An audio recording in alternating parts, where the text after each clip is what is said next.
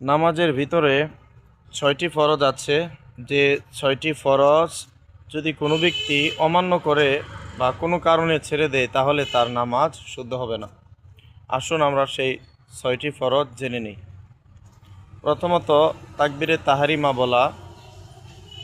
যদি কেউ আল্লাহু আকবার বলে নামাজ শুরু না করে তাহলে কিন্তু তার নামাজ হবে না। আল্লাহু আকবার বলতে হবে, অর্থাৎ তাকবীরে তাহরিমা বলতে হবে। তারপর দাঁড়ায় নামাজ পড়া। কেউ যদি সুস্থ সবল থাকে অবশ্যই তাকে দাঁড়ায় নামাজ পড়তে হবে।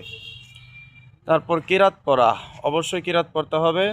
তারপর রুকু করা, অবশ্যই রুকু করতে হবে। তারপর 2 সেজদা করা। তারপর হলো শেষ বৈঠক।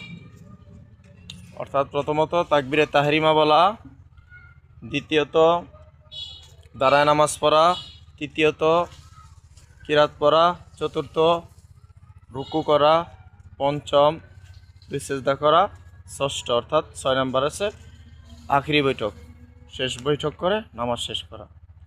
এই 6টা ফরজ অবশ্যই পালন করতে হবে, তা না হলে নামাজ আল্লাহ তাআলার দরবারে কবুল হবে না, নামাজ হবে না। সবাই ভালো থাকবেন, পাশে থাকবেন।